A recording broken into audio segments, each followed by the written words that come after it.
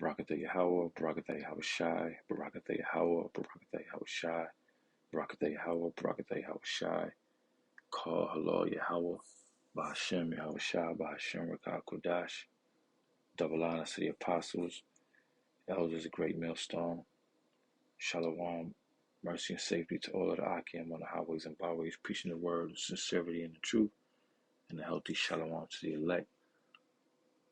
Um, just woke up from a wild dream. I had to put it on wax. I just got up about 15 minutes ago, um, put my little ones to sleep, putting them to sleep. I normally fall asleep while I'm putting them to sleep, and I wake back up. It's actually 12:13 right now. They're all asleep, and the dream, I'm trying to remember it, man. I had to come press record because it was so wild, it was so vivid.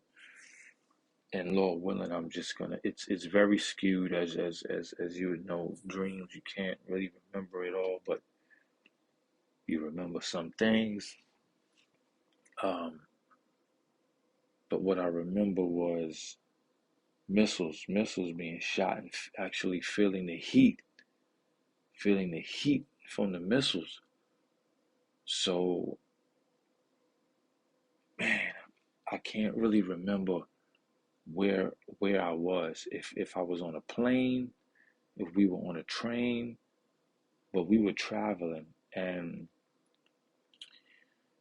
um, it was only two of my children was with us. I think we let somebody babysit my son. I know there's times where my oldest son, my second oldest son, 5 years old, we would let him go with family members, his aunts, his uncles, whatever.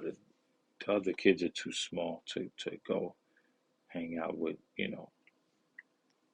other little cousins that my nieces and nephews that my son has, the movies and things like that. So he would typically be the one that goes out with his other little cousins.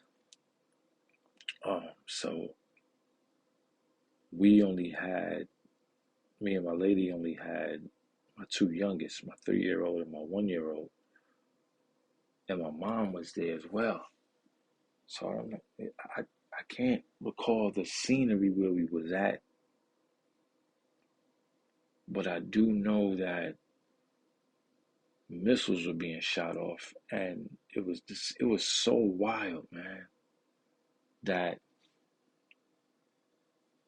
I was actually I was we were able to watch, we were able to see the missiles hitting certain places. I don't know if we were watching it from somewhere, but it was so ill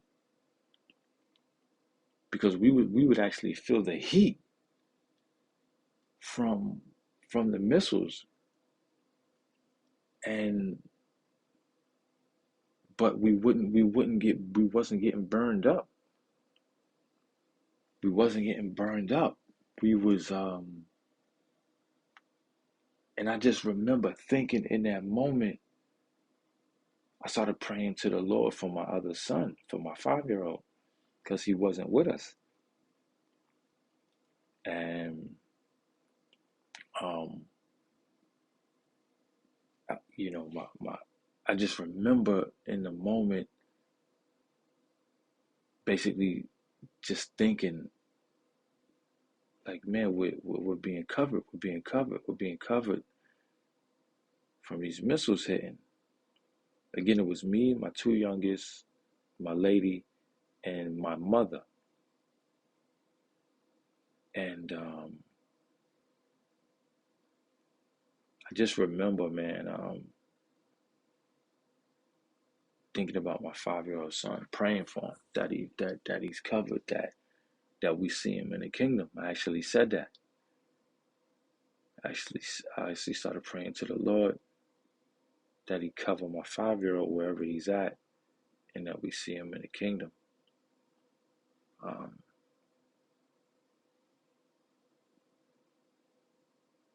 Yeah, it was a very, very, very wild dream, man. Like I said, I could feel the heat, and through the spirit, all I could think about now that I'm up is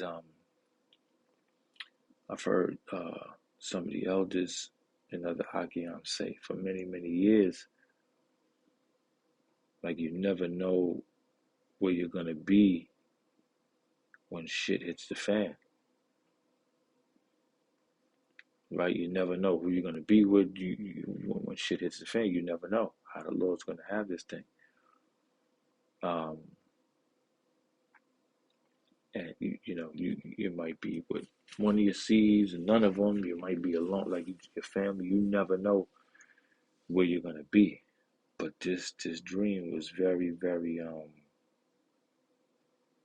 very vivid, man, and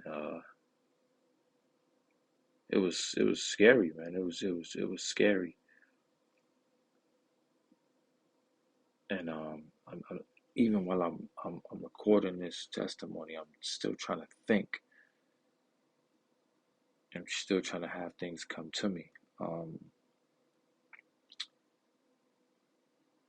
and the ill thing about I don't know if I ever recorded this other testimony about my son. Maybe I will, my 5-year old.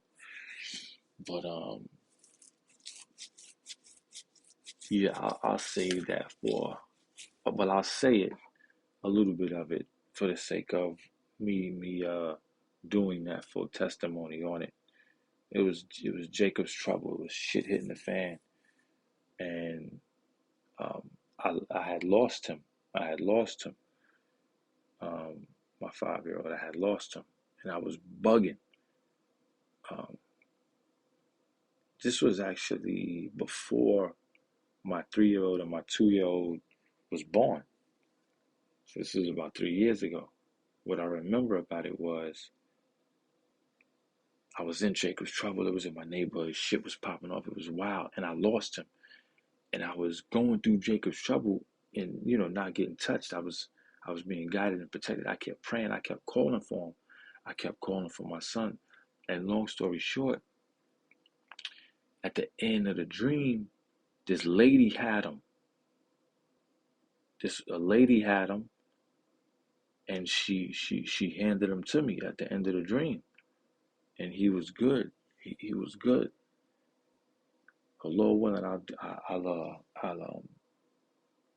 I'll share that testimony next. But um,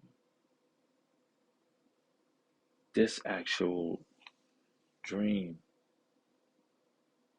he wasn't with me, and I just remember praying for. I thought directly about him. And I was praying for him, praying that the Lord deliver him and cover him, and that we'll see him in the kingdom. I was saying that in the dream because I knew what was going on. I knew after a quick moment that no, that this is it. The missiles are being shot. This is the third world war. This is it. And again, I don't remember where I was, but hey, listen, man. I'm saying, a train, a plane. We were inside of something, man. I don't know if we was inside of a chariot. I don't know. I can't really remember, but we were inside somewhere. And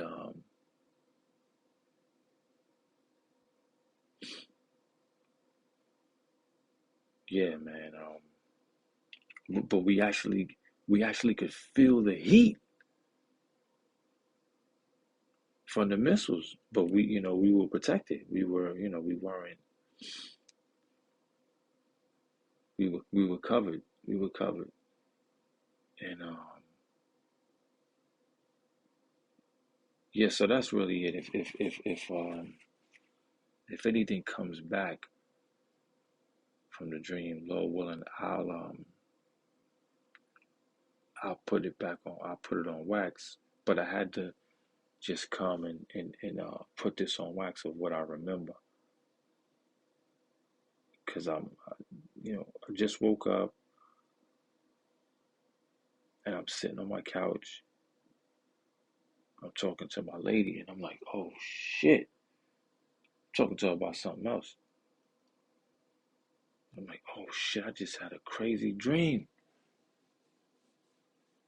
And I just had to come put it on wax. Um, yeah, so that's it. Uh, Call lawyer Habashim Al Shah Bashim Kakudash. It was a very, very, very vivid and wild, scary vision of the missiles being shot and me and a few of my family members being inside somewhere. So yeah, so that's it. Shalom to the next one. Shalom.